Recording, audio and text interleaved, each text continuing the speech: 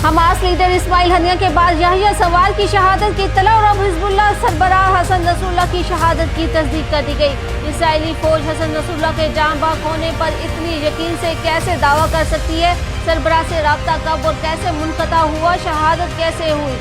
Hasan Nasrallah की शहादत के बाद इसराइल में सिक्योरिटी हाई अलर्ट है। जानिए खबर पॉइंट की स्टोरी में। लबनान की मुज़ाहमती तहरीक हिजबुल्लाह ने जनरल सेक्रेटरी हसन नसरुल्लाह की शहादत की तस्दीक कर दी है। गुज़िश्ता रोज़ इसराइल ने लबनानी दारुल-हुकूमत बैरूत के जनूबी इलाके में बमबारी की थी और इस हमले में 2 अफराद शहीद और मुतअद्दिद ज़ख्मी हुए थे। गुज़िश्ता 5 रोज़ में ये इसराइली फ़ौज की बैरूत पर सबसे ताकतवर बमबारी थी। जनूबी टाउन पर इसराइली बमबारी में 4 इमारतों को भी नुकसान पहुंचा। इसराइली फ़ौज ने कुछ देर कबल बैरूत हमले में हिजबुल्लाह सरबराह हसन नसरुल्लाह के जांबाज होने का दावा किया था। ताहम अब हिजबुल्लाह सरबराह हसन नसरुल्लाह की शहादत की तस्दीक कर दी गई है। हिजबुल्लाह की जानिब से जारी बयान में कहा गया है कि हसन नसरुल्लाह शहीद हो गए हैं, मगर इसराइल के खिलाफ जंग जारी रहेगी। गजा और फ़लस्तीन की हिमायत, लबनान के दिफा के लिए अपना जिहाद जारी रखेंगे।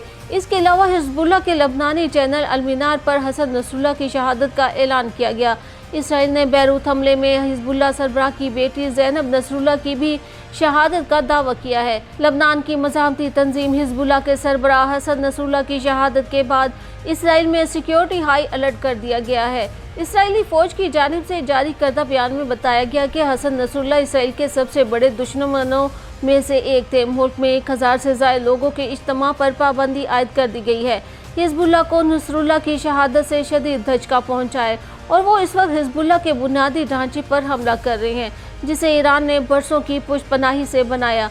हसन नसरुल्लाह अपने पेशरो अब्बास अल-मसूवी के इसराइली गनशिप हेलीकॉप्टर से कत्ल के बाद 1992 में सिर्फ 32 साल की उम्र में हिजबुल्लाह के सेक्रेटरी जनरल मुंतखब हुए थे। उन्होंने इराक के शहर नजफ में 3 साल तक सियासत और कुरान की तालीम हासिल की।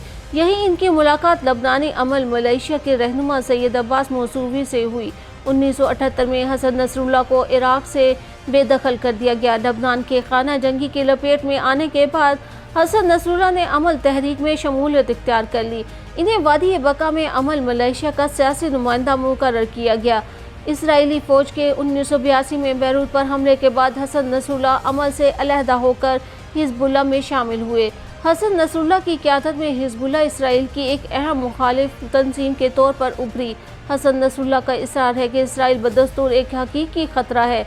हमास के 7 अक्टूबर को इसराइल पर हमले के बाद से हिजबुल्लाह लबनान इसराइल सरहद के साथ तकरीबन रोज़ाना ही इसराइली फ़ौजियों से लड़ती रही है।